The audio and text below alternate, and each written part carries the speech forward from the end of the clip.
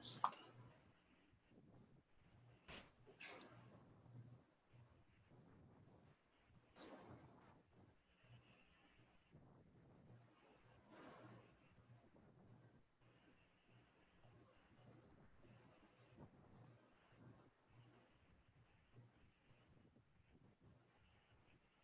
Hello, everyone, and welcome to Bios and Bookmarks, episode number 8. Yes, we are at 8 episodes already. This is an online reading series featuring Caribbean authors, powered by the NGC Bocas Lit Fest. I am Shivani Ramaluchan, and I'm very excited to be speaking today with Bahamian poet and artist Sonia Farmer. Sonia, welcome. I'm so happy that you're here. Thank you for having me. It's so good to be reunited again. Yeah, it's really lovely. It feels like not that long ago that I was there, right where you are joining us right now from your home in the Bahamas, and so much has changed since then. A lot. Yeah. The I think when I was in the Bahamas, it was just before or a couple months before the launch of your newest book. That's right. I have with me right here. It is called The Best Estimation in the World, and it is published by your press, Sienna Paper Press. And I'm really excited that we're talking about this new book of poems today, as well as some of your older work, because I've read Best Estimation now a couple times, and it seems to me that the collection has a language all of its own, which I think very literally it does. And also, what you've done with that language is really extraordinary. So, I'm definitely going to ask you to share more about the book and the not so innocuous inspiration behind it. But before then, I am delighted to invite you to read from it for us. And you may also have in mind other things you'd like to read. But the stage is yours, so take it away. Okay, thank you very much for having me, Shivani, and thank you for giving me this chance to read.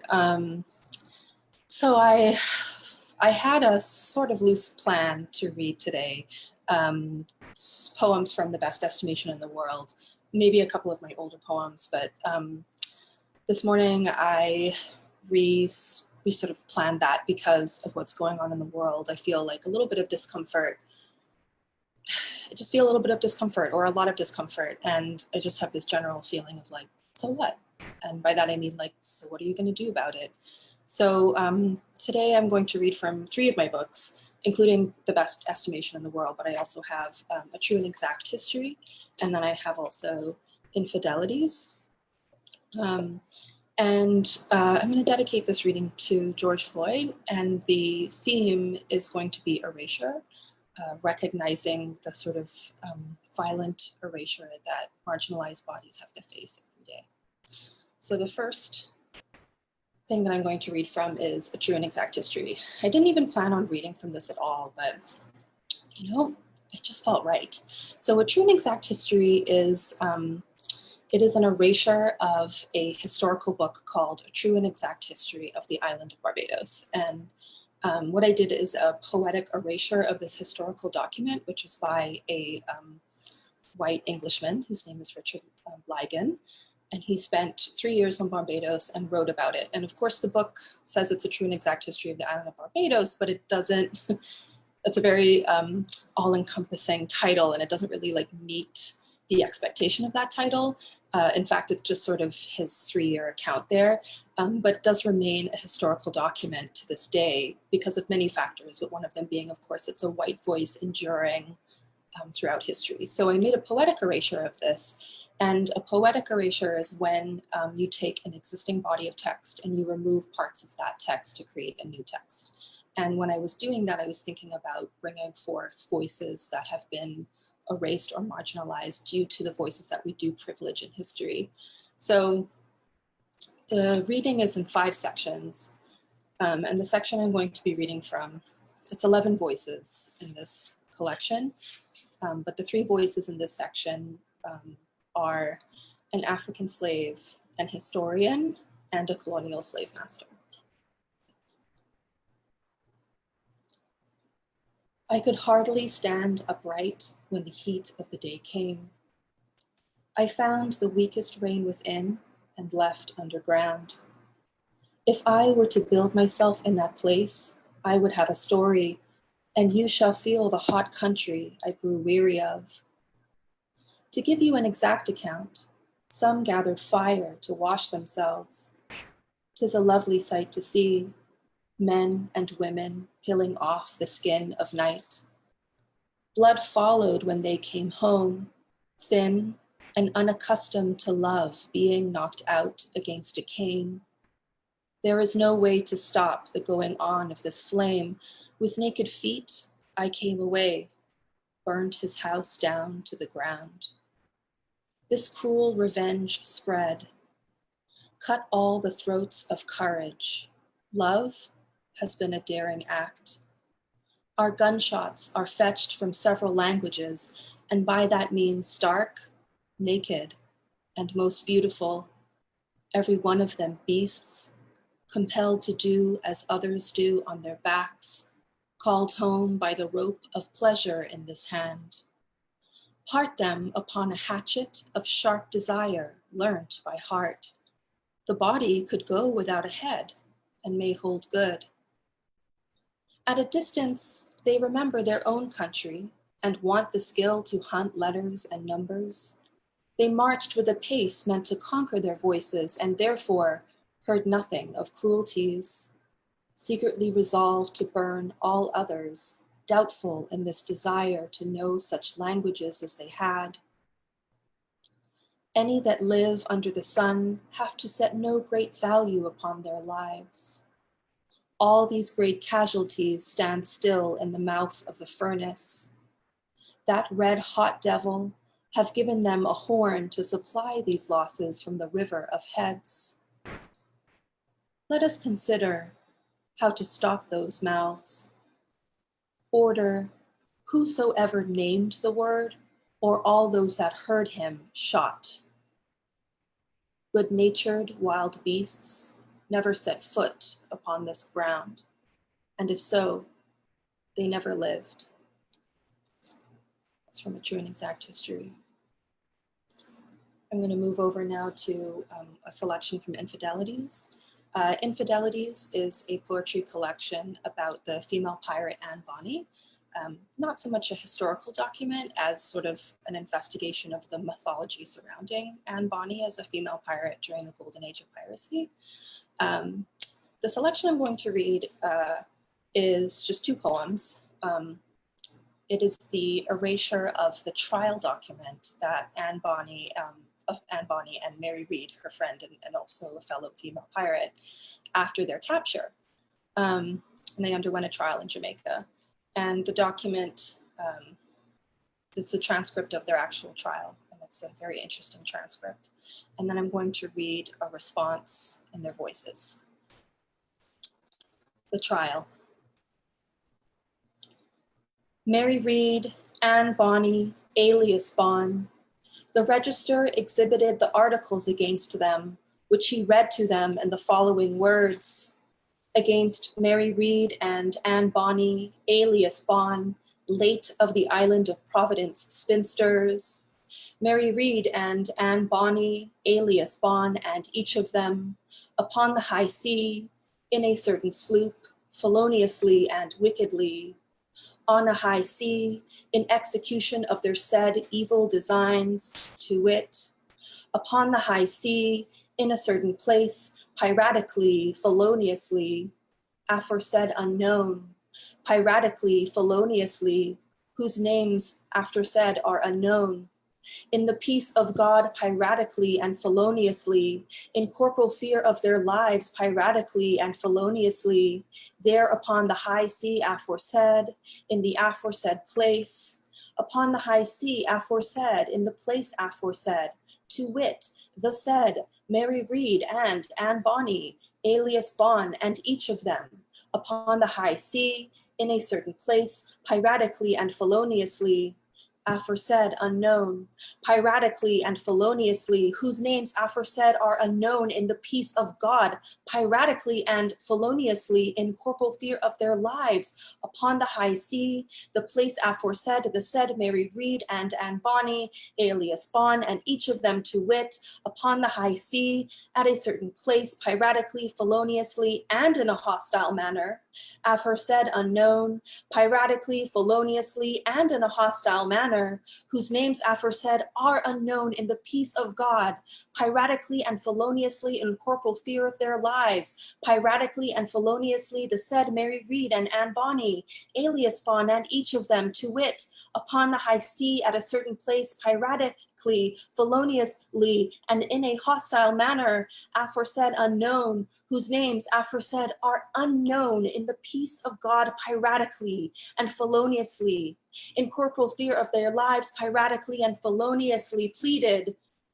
not guilty. Then the register did call and produce witness, and they deposed as follows. 2 women, prisoners at the bar, wore men's jackets, cursed and swore at the men, that the reason of knowing and believing them to be women then was by the largeness of their breasts. 2 women, prisoners at the bar. 2 women, prisoners at the bar, handed gunpowder to the men. They wore men's clothes, and at other times they wore women's clothes. They did not seem to be kept or detained by force, but of their own free will. 2 women, prisoners at the bar, had no witnesses, nor any questions to ask, and they, nor either of them offering anything material, His Excellency the President pronounced sentence of death upon them in the words following, "Go from hence to the place from whence you came, quick with child, and pray." Offerings material. 2 women, prisoners at the bar, are here to witness your grand firing of tongues. Do you have witness or any questions to ask? Then go from hence to the place from whence you came with nothing but your memories, which will betray you, and your voice clear with longing. But do not forget us, sirs. How can you? How can you forget the thing you once possessed? It still exists out there without you. A beloved blinking horizon light. You can't approach it. It marks a graveyard. Ask us how we know. Ask us what we have buried to love in the way we did, piratically, feloniously, upon a dear high sea and below a dear high sea. When you kiss the tongue of the ocean, it will wreck you, a scattered debris of insatiable desire. We will tell you a secret. The difference between waves is one breaks and one takes, and one moves a shoreline so slowly you will think your memories have betrayed you. Ask us which ones we are. That was from Infidelities. And the final selection of poetry that I'm going to read is from my latest collection, which is The Best Estimation in the World. The Best Estimation in the World also uses sort of an interruption or interrogation of existing text. It is structured as 18 interviews with people who work at a resort development in the Caribbean, specifically in the Bahamas. It is mentioned a few times. And these are based off of actual interviews that I took with these people in these positions. And I put them through a voice recognition software and used sections of the text that came out of that sort of mistranslation of the transcript to make new interviews that sort of grapple with what it means to exist in the tourism industry, which actively tries to erase us every single day here. So first poem that I'm going to read, still keeping with this theme of erasure, considering the events of the world, is a poem called a homicide we all know well. This is not an interview with the corporate director of destination marketing. That's a real title. 1. Love is based on what we have to offer. We're a great service. Every guest who walks into our soul will be wowed. Stylish and unique, we were designed to fit the parameters of human desire. We embrace the culture and feel a building embrace back. Touch a block, baby, and think of all the people you ever loved. 2. My background in hospitality is that I lived in an empty castle as a young child. Tourism is like a bikini made out of thick wool. I wonder if I'll ever get to shine again. I do not want to fall from my high hopes. The customer wants a need, so we are going to make this the best estimation in the world. 3. So what are you looking for? I redefine the game and beat them with it, so they have something new to come back to. I work on my knees. You'll get to choose my passion. Word of mouth is always the best advertisement. Just make me smile, he says. She says, all of you is the deal. Yes, he says, lead. Elevate our experiences. Action. 4. It is a phenomenal want to continue the hum of being here. Even the way I think is a product. Where can I go to vomit into the air, taking with it every thought I'm committed to? On the phone, there were flashbacks of my autonomy. I admit, I was nearby, navigating to come back. I'm a compass, trying to find anywhere else in the world where you really get nowhere. Speak to how the hearts of some sort of exciting place return here again and again. People are always in love, the less they remember. 5. What does it mean to buy a world that's correct? The rich and famous playground is basically a raid at our doorsteps. On the news tonight, police caught the hotels trying to sell themselves. When did this accident happen over and over again? An insulating smog of pop culture has been overwhelming the sky. Breathe it in and listen for instructions on the radio stream. We'll soon embrace a war over this ocean. With the blessing of the enemy, leave a prayer right here at the locked door of the kingdom. 6. I'm going after a different customer. I'm moving away to be more real. Before resigning, I want to talk with a knife you have. Split down my Western hemisphere. I am going into existence. You will notice me this time. I have warped into fire, fully engulfed and fully calm, a self-mocking bomb. I wake up to burn the morning. I come to light the wooden bodies with painted faces, drinking and singing in town. I hope I have time for one last short poem from this collection. Shivani, you could jump in if I don't. Yes, you do. Okay. So I'm also going to close with a poem from this later on when we have the 5 minutes. This poem is called, it's the poem that closes the collection.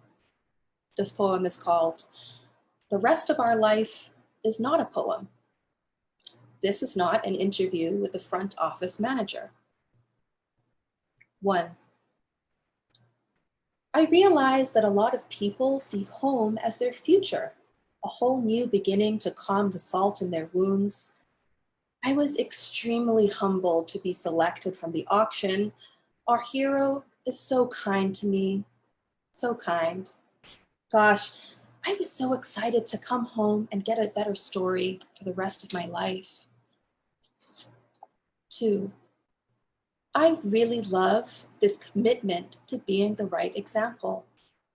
I started off as an associate in the service industry every day, an axle and an attitude.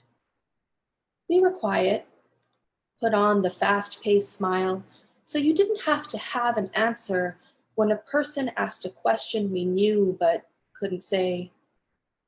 No pain would have that kind of face. 3, you have to be committed to walk the hall of your success. The promotion he described to me was kind of a makeshift public relations, just maintenance with diesel, honestly. I sing to the market, giving people an opportunity to learn that what is important for our times is to exist within the lines. Do, re, mi. I'm really enjoying being loved. I know that I had to work hard to prove that I deserved this. 4, dear sad people of our nostalgia, I can tell you what they don't tell us. I'm afraid you have to love this country, but you also have to be careful about your love for this country. You have to love everything about it that can be expected. That's extremely important because everything they shout out, you have to own. 5, it is tiring keeping up this cool existence. What is your most favorite place? My favorite is a hurricane. Happy as she expands, touching land, singing while she can get almost every single place. A lot of people around me are tumbling very low on the ground. I can actually start collapsing.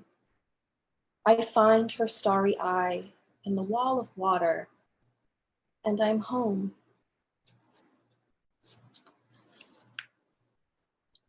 It might be backwards, but this says you have to own everything. That's the end of my reading. Thank you.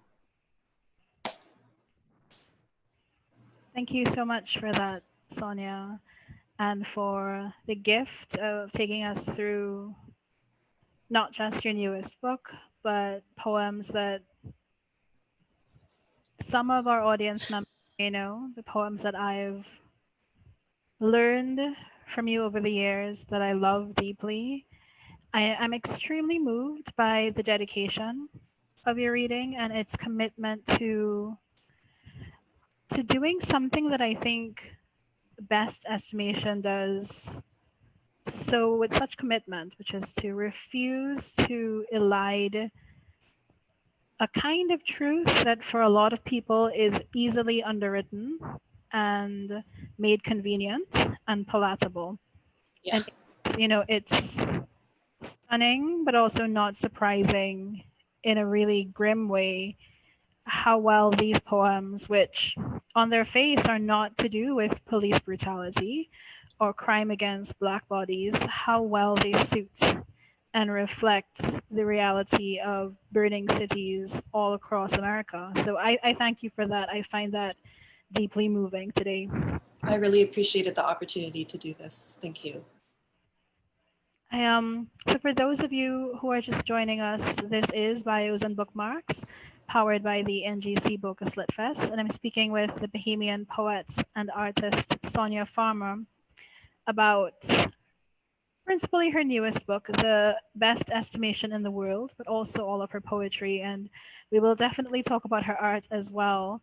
And for those of you who missed Sonia's classifying and grounding of best estimation, I'm just going to read her author's note, or a piece of it, which says, these poems were created with text extracted from interviews run through a voice recognition software. The resulting distorted and fragmented language used to talk about building a resort development in the Bahamas felt closer to lived reality than any accurate transcription. You know, Sonia, I have to say that this book is impressive and necessary on so many fronts. I feel like where I want to begin discussing the labor of the book is in its form and the technique of form that you use, the form of the interview through transcription. Mhm.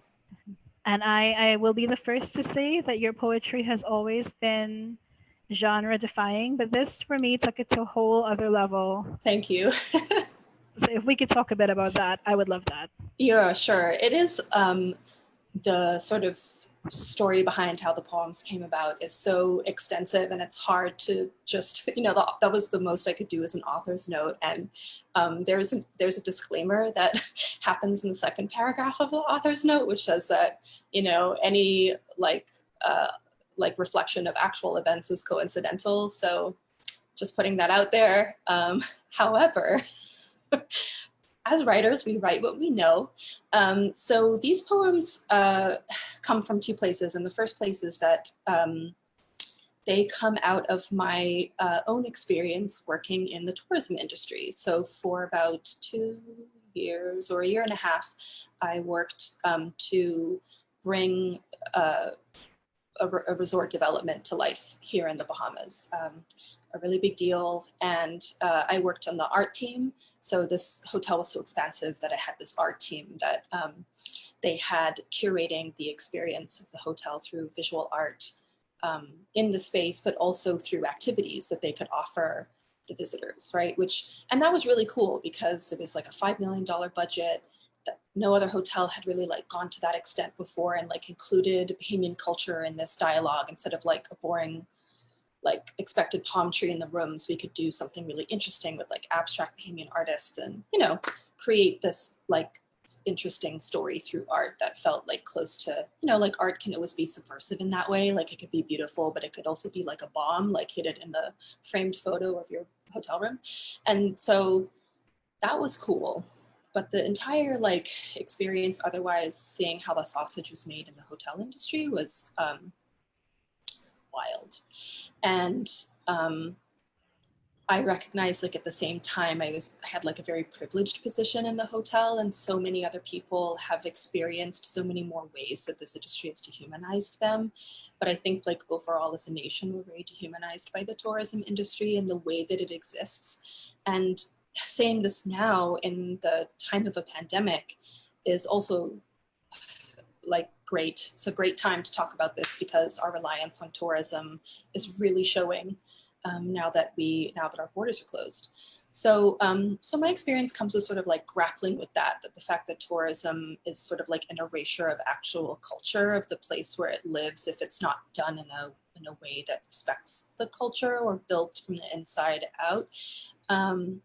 But the other thing is that while I worked there, I swear to God, like we all had like 45 jobs each. And so I had like a couple of jobs in the art department, but I was also approached by marketing to help them write a documentary, you know, for free in addition to my job. And that's why the epigraph for the book is the documentary will be late, as per my last email, circa 2015, because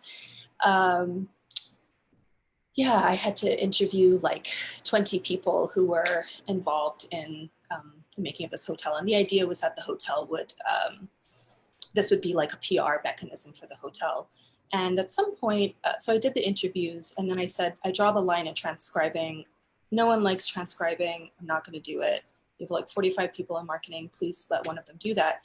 And the VR department just put it through a voice recognition program thinking that that would work. And it didn't work, obviously, for the purposes of the documentary, but what came out was just insane. It was like so interesting. I mean, just like blocks and blocks of indecipherable text, like run-on sentences and approximations of words. And I was like, yeah, that didn't work. Could you run all of the rest of them through it anyway? And this is why you don't hire artists. So, so those became like the basis for these poems. And so they're like very far removed from the personality or the job description of the person, obviously. And the documentary does not exist today because it's an old narrative of this hotel. This hotel went bankrupt while I worked there. Wow. It was one of the most difficult times of my life. It was really intense. It was actually on my birthday. No. Birthday, yeah, it was wild. So so I think just like that whole experience of being there, and then the bankruptcy was really that was also very eye-opening. And it's very complex, and I wish I could go into just like all of the complexities, because there's so much in there. There's like our relationship with China, which by the way is the major funder of this hotel and also provides a good portion of the labor for building the hotel. That's also in the narrative in the book a little bit, but there's other things too, like the CEO and how like the platform he gave Bahamian culture, and then the empowerment he actually gave his employees, I think was threatening. Like I think that there's just a lot of complexity. And so grappling with that complexity, I just made these poems as a way to explore the history of the tourism industry and its impact on us through the lens of these satirical interviews around one project. Yeah, and that was a long answer. it was great, honestly. And from your description, one might be inclined to think, without actually having picked up the best estimation in the world, well, this book sounds incredibly niche and specific to Bahamian culture. Will I understand anything going on in there? And I have to say to our audience that this is a book that I think will deeply resonate, not just with any Caribbean person, but with anyone who has lived with some kind of complexity to power. Like the poems in here are interviews with people who have titles like, and this is just off of the back cover of the book, the President and Chief Executive Officer, the Senior Vice President of Finance, the Senior VP of Administration and External Affairs, the Lead Designer, the Chief Marketing Officer, the Chief Operating Officer, the Director of the Academy, the Vice President of Human Resources, the Managing Director of Luxury, and there are others that you will meet in the book. And so I think if you are someone who has such a title, I think you are one of the best people to read these poems. In fact, Sonia, what I find remarkable about how the poems confront power and the abuse of power and funding and the relationship with external hegemony on an island state, all of that is incredibly dense material. But I never feel like these people are caricatures, the CEOs and the executives and the art directors. I feel like the poems are doing really complex and really good work of absolutely showing up these people in their offices as absurd, but not the people as absurd themselves. Do you think I'm way off here, or does No, I appreciate you bringing that out and seeing that, because the way that I went about the poems is they're sort of like in a number of acts in the book, right? So that's when I read earlier, 1, 2, 3, 4, 5. That's different acts, and every poem I approached as like either a rising and a falling, or just like a rising. And I think like what happens in every single poem, like what you start to see as you keep reading each one, the ways that sometimes they can talk to each other, because sometimes there's references to a her or him, and you're like, oh, it could be this one, could be that. But that everyone starts out believing in the thing, right? Everyone starts out believing in and so they're chipper, they're saying all the right things, all the branding, whatever. But through the course of the poem, they are confronted with their own dehumanization and how they're complicit in that. And so, because that's something that I grappled with, and I think my colleagues did as well. And I was amazed that like, no one talked about it. I mean, I think we did in the art, office, but because like, I think we're sort of like tuned in on multiple levels, right? But but how we're complicit in that. And I think like the question becomes like, when you realize that, what do you do about it? And so there's lots of different responses by the end of the poems, like what is the character doing to make sure that they're not, as you said, like a caricature anymore. Yeah. It's, I have to confess that while I was in the Bahamas with you, and I think it was an evening when you and I were going to your studio to collect some materials. And we were coming up, you were driving, and we were coming at the top of a hill that then was going down, I guess, into the city. And there was this gigantic pink edifice just rising from the sea. And I was completely shocked by it, first of all. And I said, "Oh, Sonia, what's that? What is that?" And you just looked at me and said, "That's Atlantis." and The mythical land. which which for those of you who don't know, who might be looking on, is, and Sonia, you can correct me if I'm wrong in this, maybe the Bahamas's major luxury hotel, certainly one of the oldest. It's a family hotel, I would say. I mean, they offer like, so what I would say is like Baha Mar, which is the other large resort development on on the island of New Providence and in the city of Nassau, which is where I live, right? Because there's hotels on other islands, but like here, there's Atlantis, which is a very family-centric hotel and built around this like mythology of Atlantis, right? Like everything in there. Did we go inside?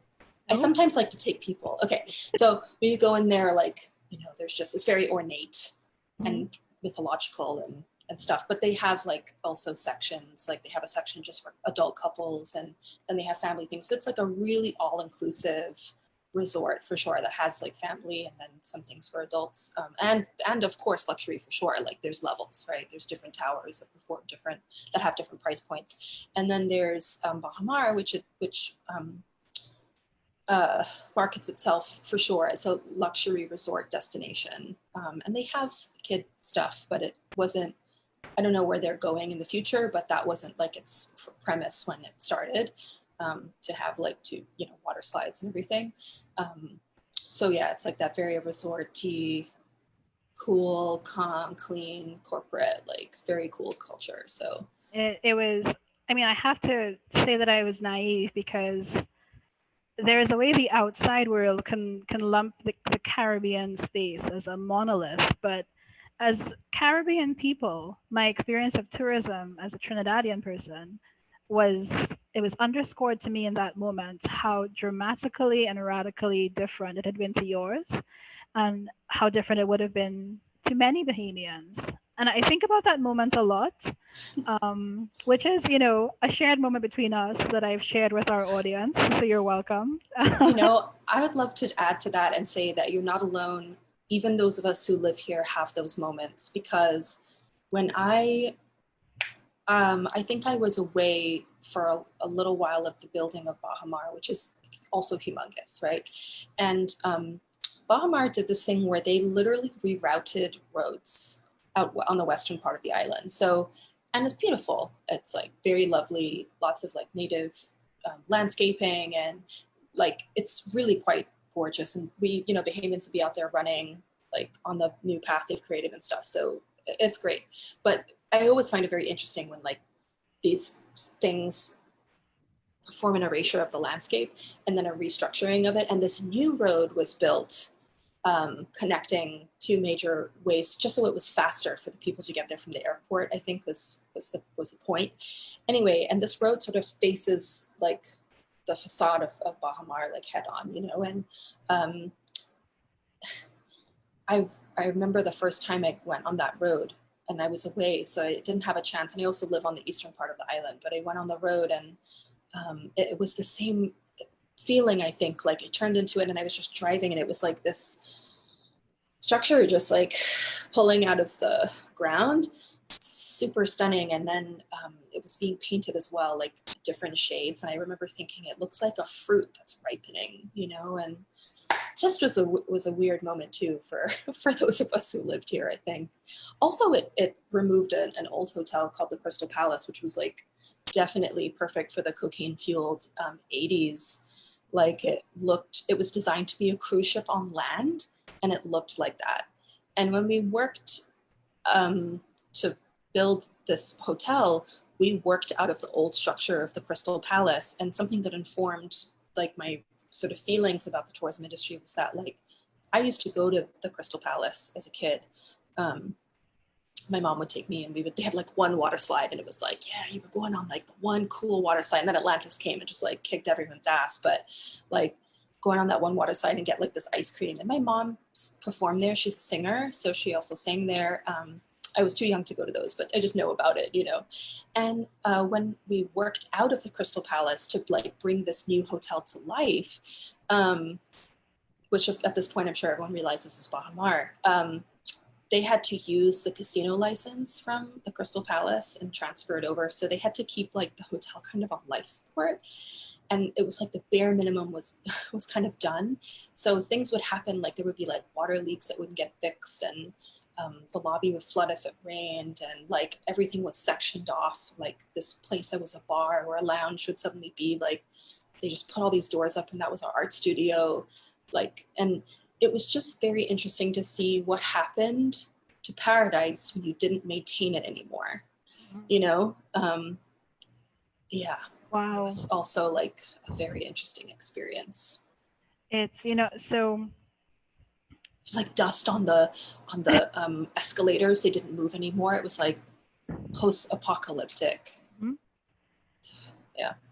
I mean, there's the confrontation that tourism makes with the natural landscape, I think differs from island to island or island chain to island.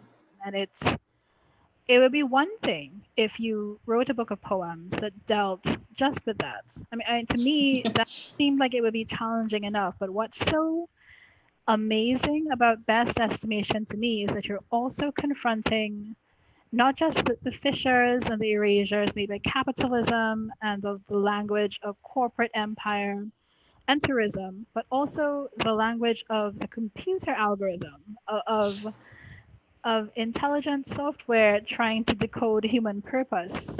Did you ever feel like in the construction of the poems, one thing felt more imperative than the other? Just because you're doing these two things so strongly and so well, did that ever get dissonant or difficult to do?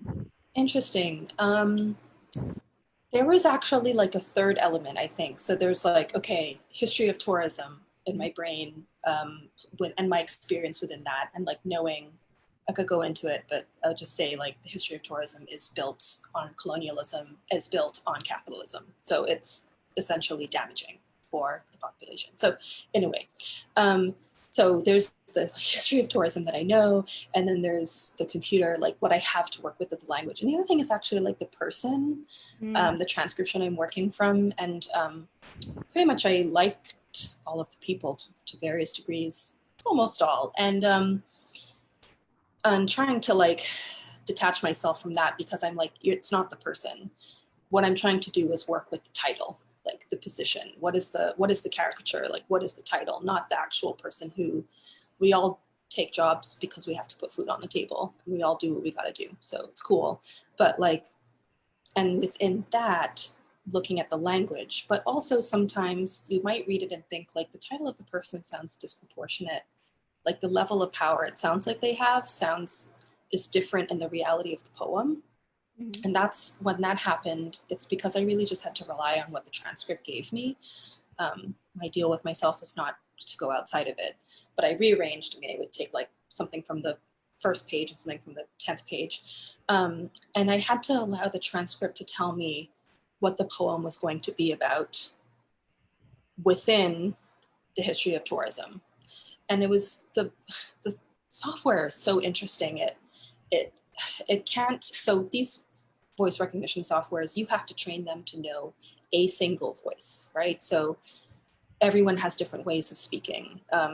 Obviously you have your language, you have your accent, you have your slang, you have your intonation, you have your pace, like pitch, there's all of these things. And so the program has a hard time reconciling it.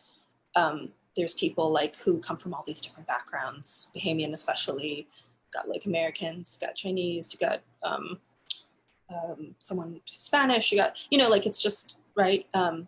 what was interesting was that the transcript by the American woman was the one that was most closely replicated, like translated fine. Not entirely, there was some, I still had something to work with, but I actually, that was my most difficult transcript because it was so close to the original, but still the things that we would say in terms of the branding there still sounded bizarre. So there was still like stuff to work with. Anyway, so I had to rely on the program to tell me what the poem was going to be about. And what it would sort of pick up on is like, maybe it would pick up on a word and then it would translate approximating to the theme of that word. So I feel like there's an interview with the interior designer. She's an interior designer, but her poem is about cooking. And I have a feeling that she said early in the interview, recipe for success, and the program just started like putting in sauces, spices, cookbook, like anytime it heard a word, but it wasn't sure what it was, it would just like approximate it with something that went with recipe. So that was really interesting. Like, so I had to sort of see what it gave me too. So I had to kind of balance. It was a limitation, but it was an interesting way to then think like, so how does this limitation speak to the overall idea of building a character and their journey within the tourism industry? So it's like a lot of things to keep in mind at once. I hope that answers your question. Absolutely does. Oh, good. It in fact gives it further context. So Great. I think we'll take one question before I ask you to do your final reading. Great. It's from Alana, our social media assistant. She says, the empathic work in your poetry resonates so strongly now. Is that something you set out to do deliberately? The empathic. So does that mean, I just want to make sure I'm clear, like the degree to which the poems inspire empathy in the readers?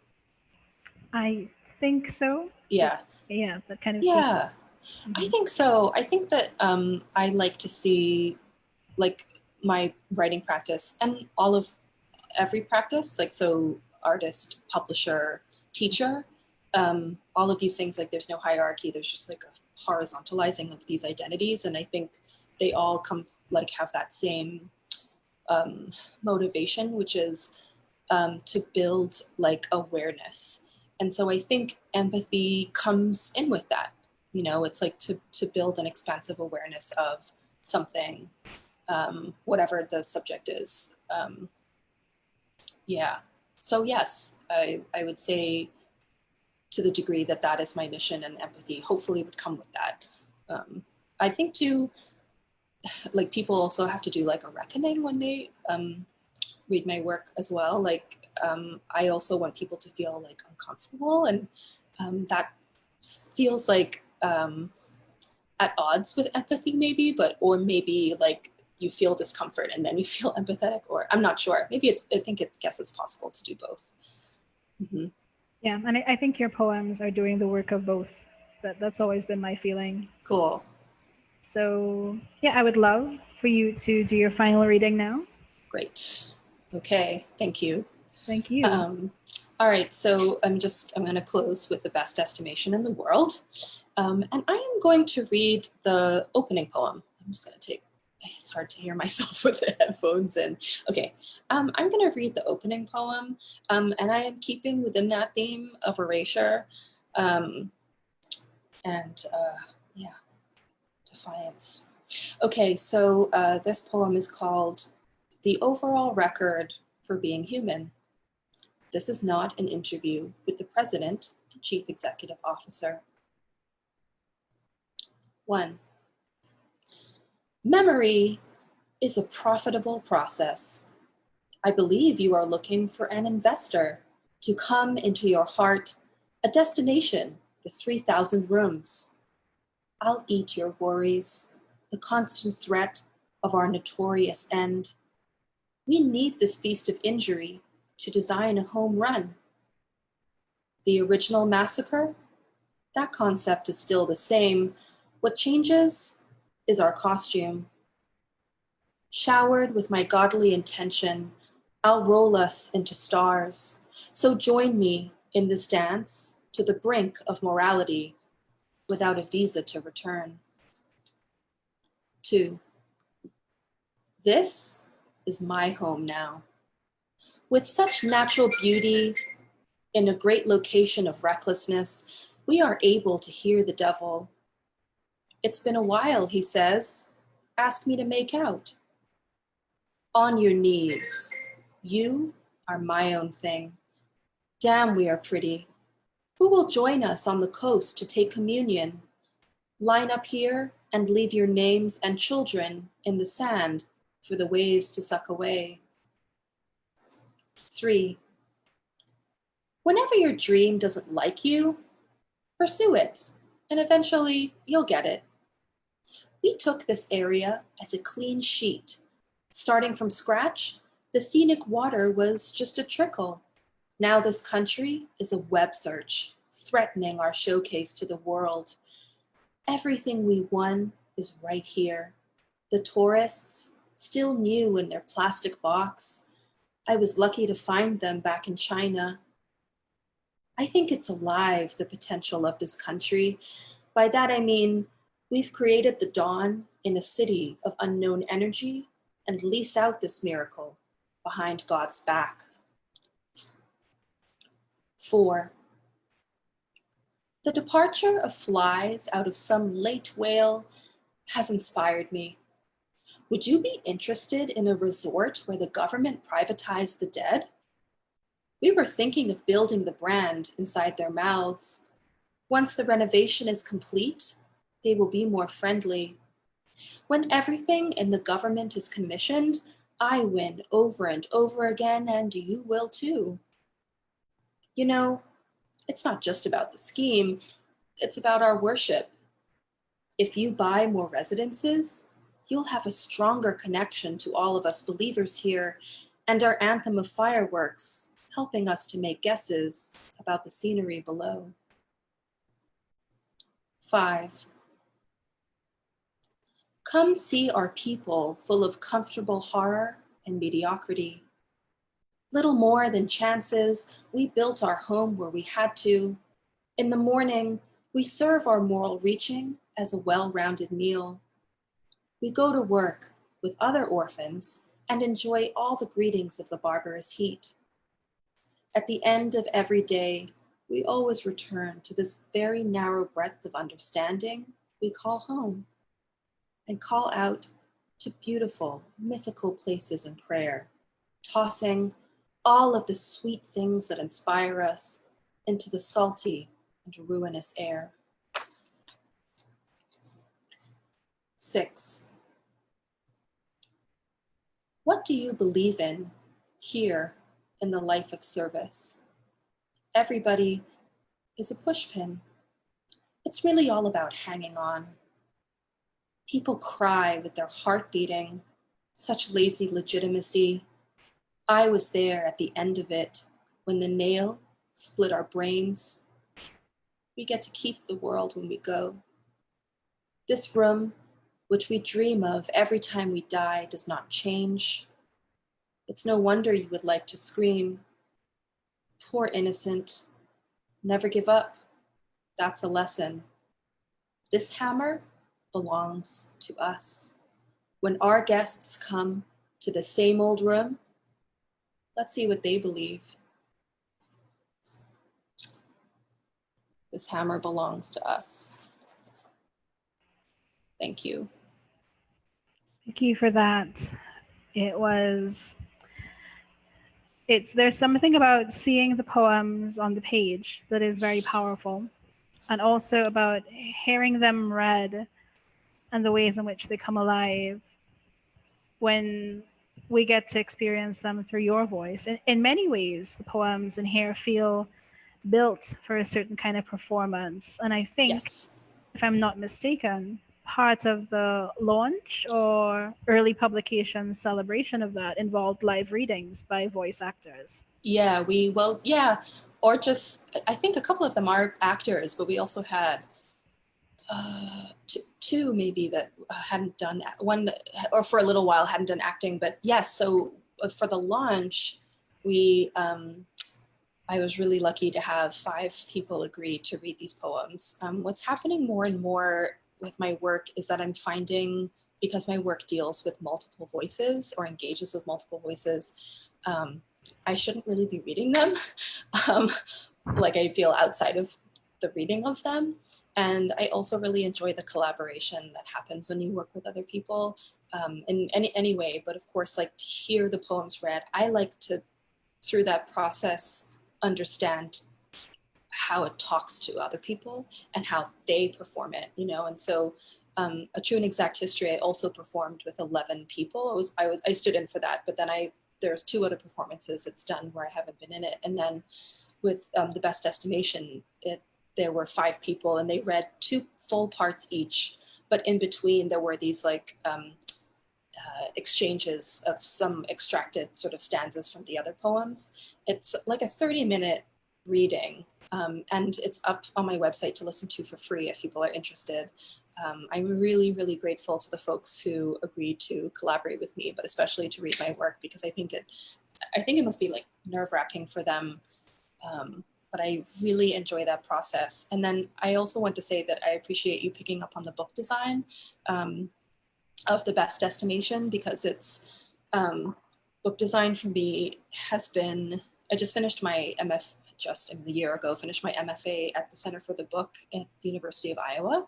And while I was there, I discovered that I just really like designing books. Like I really like it. I like to choose the typography for a reason and like placement. And it's just so fun because I think you can, like when it's done well, you can subconsciously influence like the experience of the reading just through the typeface decision or where the poems are resting on the page. And with this, the inside poems, like they have, under the numbered sections, they float up and down. There's like this constantly moving horizon line, which I like to think sort of as where you see the horizon based on your positionality and power. And then the poems just rise up from the bottom of the page like buildings, and they're just like different heights depending on the length of the stanza. And I definitely poached Bahamar's display typeface. But then I combined it with Helvetica because corporate, right? So it was a really fun experience to design the book, and I'm glad that contributes to the experience of the reading, because that's my intention too. It so does. I think that's so true, not just for this book, but all of your work. So anyone who is not familiar with Sonia's work, we've left in the comment box for this live video a direct link to Sonia's website where you can order copies of The Best Estimation, other books, and also... Yes, just email me and I'll send them to you. There's no like ordering on there, but just email me through the website. And so I strongly encourage all of you to do that, because as you know, one thing we did not discuss in great detail is how Sonia's artistry as a paper artist and a fantastic visual imaginer influences the world of her books. I feel like that almost has to be another separate bio. Yeah. Uh-huh. So Sonia's work is an experience on multiple fronts, and I invite you all to engage with every manifestation of her work. But before you go, Sonia, we are going to play fun games. Those of you who've been looking at bios and bookmarks for the past several weeks know the game. It's very simple in its premise. I hold up 3 envelopes. Sonia will pick one, and we will engage with the question that's in there. So Sonia, your choice, 1, 2, or 3? Let's go with 2. Number 2. I'm more nervous about this than literally any part of this time. Like when I heard about the envelopes, I was like, oh God. And I do this to people. I've done like these YouTube challenges with people on a job recently with my colleague Orchid Burnside, and I know how nerve-wracking it is. They're all laughing now if they're watching, and they're getting their revenge. It's karma. The question says, oh, this is a nice one. Okay. Present you, like if current day Sonia, could go back in time to deliver a message to past you about your writing and art, what would that message be? Oh, I love this. I feel like it's a message that my present self also needs to know and acknowledge.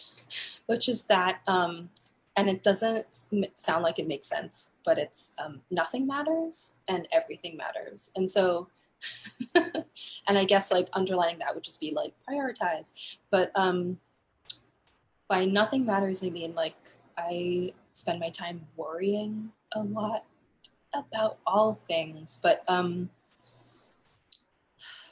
like I just prioritize to focus on your work and your mission. Like that's important. But at the same time, when I say like everything matters, so that's like nothing matters. Don't get emotionally involved in your job, like because I do, and don't do 45 things. Like do your work. Your work is necessary and special, right? But then the second thing, which is that everything matters, which is even these experiences that you think aren't taking you anywhere, that you're like, even now during the pandemic, like some folks might not be creating.